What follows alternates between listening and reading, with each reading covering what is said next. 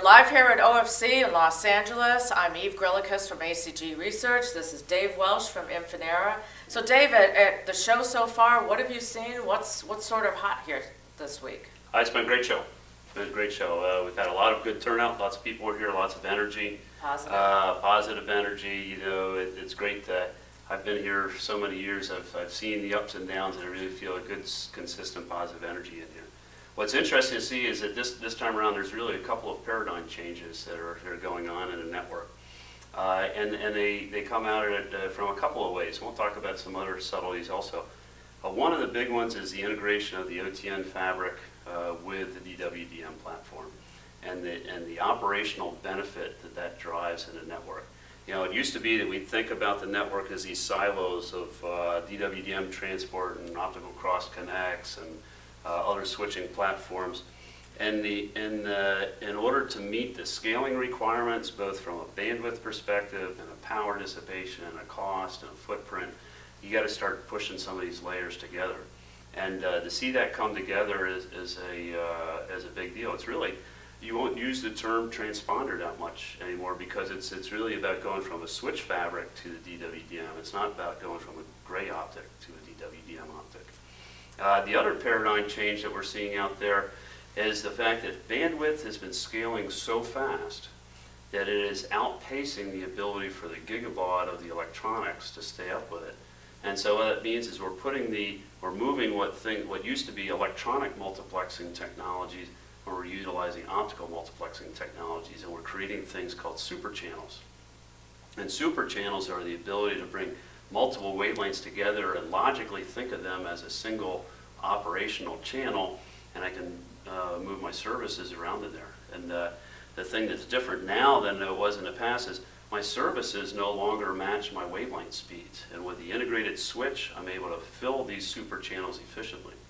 Super channels create an environment where not only am I able to scale and bandwidth, but I create a better operational cost experience. And what we see and hear from the carriers is the operational cost continues to go up, and it becomes a larger and larger fraction of the overall cost of the network.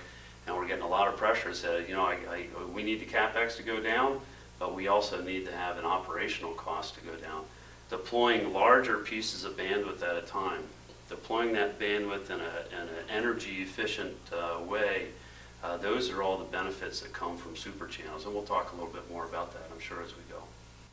So I sort of love that real life scenario too. So if we sort of walk over here to a map of the U.S., you know, one of the highest bandwidth routes or most congested routes that I used to know of was certainly the New York City to Atlanta area, and certainly falling off in D.C. so that this route itself or New York City to Chicago were really high bandwidth. So could you use the 16 QAM modulation there and then possibly another modulation down to Atlanta with the super channels? Yeah, and that's one of the beauties, and also the kind of the third paradigm shift that's happening and that we're experiencing here at OFC this year is that because I've got integrated bandwidth management or OTN switches with DWDM, I can now dissociate my services with my DWDM layer, which means my DWDM layer can become flexible, right? And I can have this concept of flex coherent, which means I can, in software, I can turn a knob that allows that transceiver, to be able to operate in different applications, and I can optimize my fiber utilization for that. So within software, I can reconfigure from 16 QAM to QPSK to BPSK, NNAT. And so now if you think about the hierarchy here, I've got a network, it's got an optical routing layer structure, either in the form of a ROADM or a FOADM, being a fixed optical add-drop multiplexer. I've got an OTN layer in my system, and we'll talk about it a little later, is we've got potentially an MPLS layer integrated into that. And what I want to do is I want to be able to insert one card, and then because as the traffic of my network changes, I can use my software to change how that card is utilized in the application of the network. So let's take a look at, let's say I've got a lot of traffic from New York to DC. Well, that's a short enough distance, and here, that I might want to fill that with 16 QAM, right? And I can cover that. I can cover that reach in that scenario under most conditions. I'll get twice as much bandwidth out of that fiber, and I get to help the carrier protect his investment in the deployment of that fiber. So now let's see if I've got a different route, and I want to go from maybe New York to Chicago. Well, that's too long for 16 QAM in most cases. I'm going to want to operate this thing in QPSK.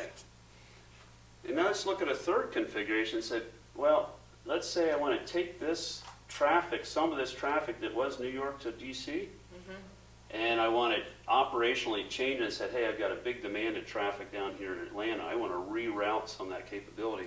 Well, then I'm going to actually software switch this route, and I'm going to optically express through DC, and I'm going to send it down to Atlanta without changing the line card. And I don't require a carrier to have different sets of spares, different sets of line card. I got one line card that is adaptable to the application. So you could spare one line card per site for all of these modulation techniques. Absolutely. That's great. Absolutely. And so that's a big deal because, spares and the operational cost is a big deal.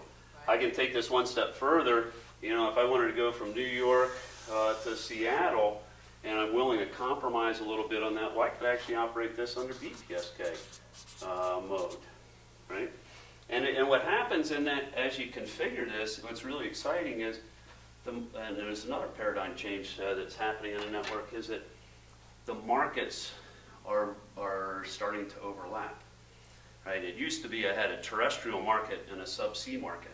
Well, now I've got this line card that I can now start utilizing data across that network where the subsea can be viewed as just another link in my worldwide network. Wow. Right? And now I can start utilizing technologies across that. And that's a big huge. help. And it's going to change the way people think about their worldwide networks. That's so great. Yeah, we're really excited about the software reconfigurability. Another piece that comes out here, power is a huge issue. Software configurability of power consumption within a line card is a big plus. And how do I, depending on the application I operate these in, I might want to operate them in a mode where maybe I don't need all the FEC. Maybe I don't need all the dispersion compensation that's built in there, and I can depower this and save some operational costs. Right, and I think you can get sort of faster or lower latency by switching the FEC too, can't you? The FEC has a certain amount. Yeah, you can change the buffers within the forward error correction sequence, and by changing the FEC gain, I can make some incremental adjustments to the latency that's in the system. So maybe if this route ends up being a high-frequency trading route or something like that, you can give them a lower latency transmission. You can give them some options in there, absolutely, on knobs to play. Yeah. That's amazing. Dave, thank you so much. And we really want to say thank you for watching and live from OFC. Eva Dave. Great, thank you. Thank It's you. a pleasure. All right, great.